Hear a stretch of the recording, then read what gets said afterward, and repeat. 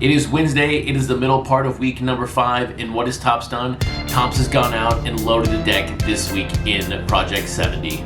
And instead of spending time bashing the card, why don't we spend time figuring it out? Because it's more than an error card. Hit that subscribe button, and number 2, put your print run guess below in the comments. The person nearest the print run without going over winning will win this card free for me.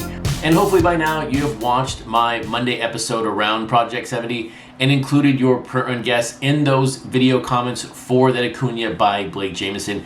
At this moment, that video and those comments are shaping it to be the largest amount of entries in my free card giveaway. So thank you for the continued support, and thank you for continuing to try to guess the print run for the giveaway each and every day. But I want to top it on this video. There are some absolute home run artists delivering cards today on Wednesday, and I want to see, can we get to 300 or more entries into the free card giveaway? So towards the end of the video, I'll release the card I'm giving away for free, but be ready to put that print run guess below.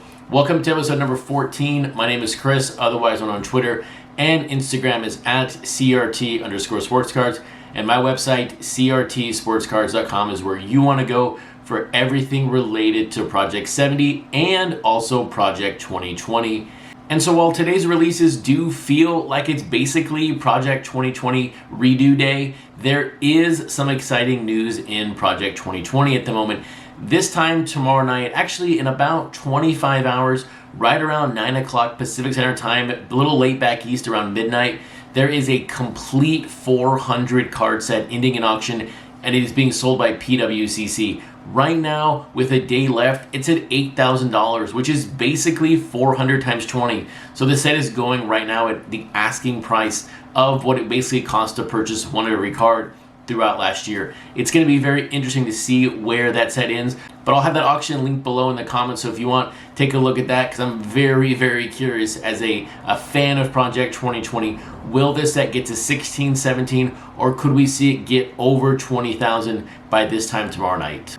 Now, turning the page back just a couple of days here, I do need to congratulate the Wednesday and the Friday episode winners from last week on winning their free card for me. On Wednesday, of course, I gave out that Jose Canseco by Matt Taylor. That print run came in 2,343, and congrats to Ricky Boyd. His print run guess 23 was the closest, just 20 off. So congratulations on winning that Jose Canseco for me for free.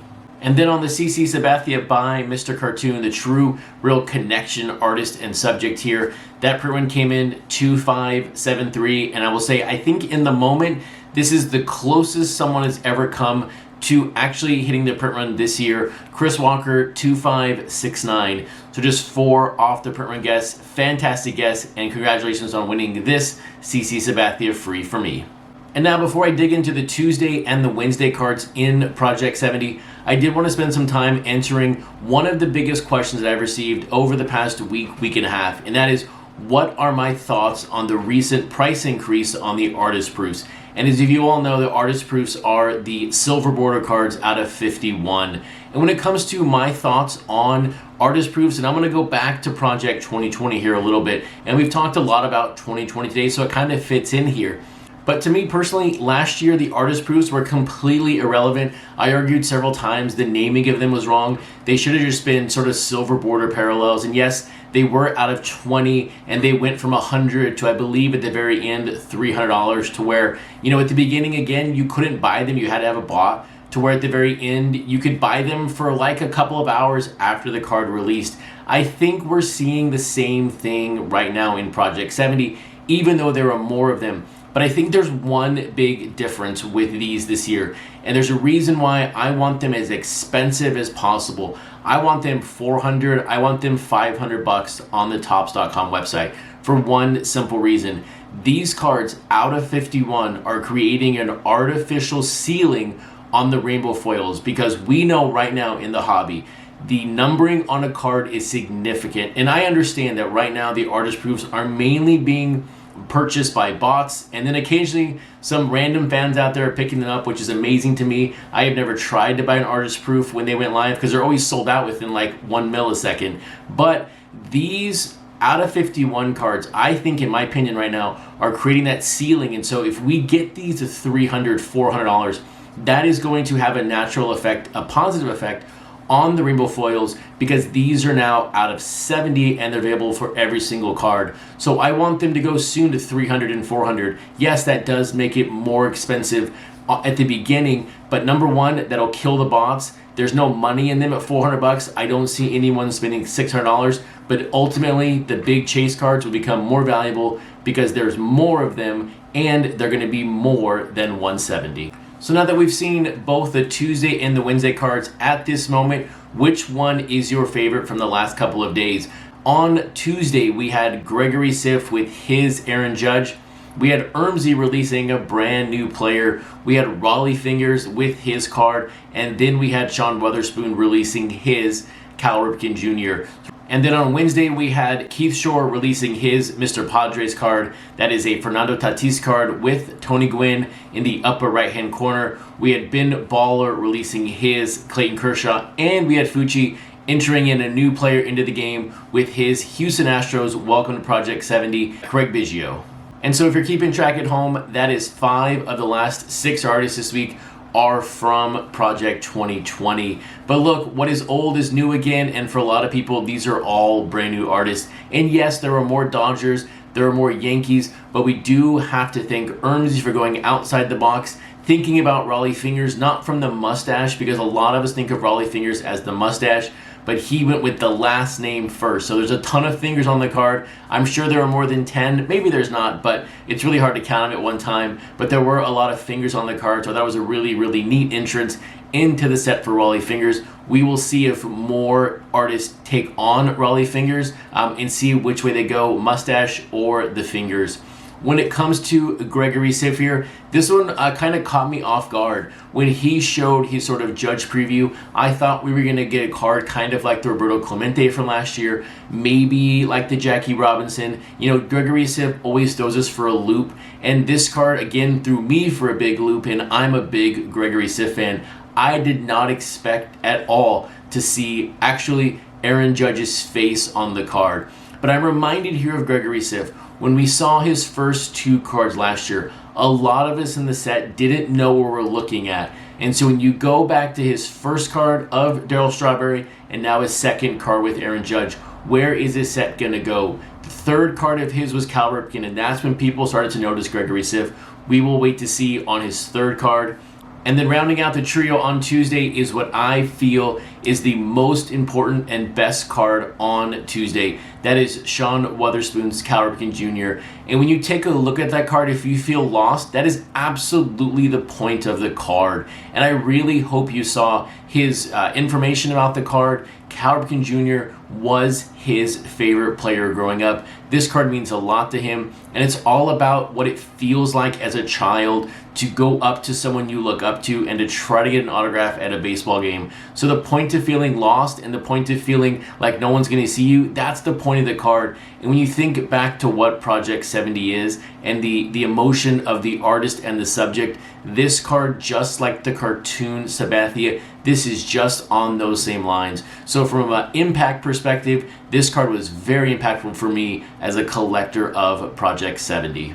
And now turning the page to the Wednesday cards, there again were some very heavy cards here. And look, no other card can be as heavy as a Tony Gwynn as the original Mr. Padre with the new Mr. Padre, Fernando Tatis. This is, of course, Tatis' second card in the set, following up his Ermsey release. So the big question is, how is this card going to print? Will it reach Ermsey levels? We know Ermsey is a massive seller of product in the set. And we also know Keith Shore can drive some product in Project 70. Anyone remember Ken Griffey Jr.? I don't know. Maybe some of us do. But this is going to be a real connection card. Old Padre fans, new Padre fans, new collectors of Tatis. There are a lot of people going to be after this card. So could this card top 10,000? I don't know right now. It's going to be interesting to find out in the next 70 hours. But here's where it's going to get really interesting for the set. And I'm not talking about my free card giveaway. It's either going to be the Kershaw or the Biggio. But here's where this set could get really dicey. When you take a look at social media impact, and I'm talking here just about Instagram, between Sean Weatherspoon with that Ripken and Ben Baller with his Clayton Kershaw, Those two men combined have 2.5 million followers on Instagram. All it takes is a spark. And if there's a spark of interest in any of these cards, there is a forest fire on this set. So we really have to keep that in mind. One of these cards could absolutely take off, and before we know it, we are back to May in Project 70 for Project 2020. So we're gonna see how this works out, but I will tell you right now, as someone who was not the biggest proponent, maybe, or someone who didn't connect that well with Ben Baller's cards last year, this Clayton Kershaw, this is top notch. This is, right now, it's not going to beat his Ted Williams or his Jackie Robinson from last year, but this right now is my third favorite card of Ben Baller's when you look at all 22 together right now. This is a really, really nice design, and he even said in the comments to me on Twitter and to other people today that the iced out cards did not really were not really received that well last year, so he's changing up his style. So it's good to see a little bit of a different design for him. Look, there are still jewels on this card. You still know it's a Ben Baller card, but this Kershaw is a excellent looking card for Kershaw's second card in the set. And then rounding out this group of 6 when it comes to Project 70 is the Astros' very first card in the set. I am a little surprised when you think of Altuve and Correa that Biggio was the very first player for the Astros in the set. Heck, even Nolan Ryan could be in the set as an Astro right now, but we do have the Astros on the scoreboard and Biggio courtesy of Fucci. And of course, this is going to be the giveaway card. I'm really curious how well this card's gonna sell. And look, Fucci cards are unique. There is no face on them. This is the style you get with him. I like the set. I like his cards. I have never gone back to purchase the ones I did not pick up in Project 2020. I still think his Ted Williams is one of the best cards out there. I do like his King of the Hill, Sandy Koufax. Fucci brings a unique style to the set. And if you don't know this about Fucci, he prefers anonymity. Nobody knows who Fucci is, and that is, of course, why there is no face. But what I want to do is put a face on the winner of this card. So put your print run guess below. I want to see also, can we get to 300 people entering this contest? So give this video a thumbs up and put your print run guess below. So it is clearly shaping up to be a very productive and high sales week in Project 70. I cannot wait to see what releases on Thursday and Friday, and hopefully after 2 days of seeing older artists, I want to see some new blood. I hope we see 6 newer artists on Thursday and Friday in Project 70. With that, I hope you have a fantastic Wednesday evening, and I'll see you back on Friday for episode number 15 of the Project 70 show.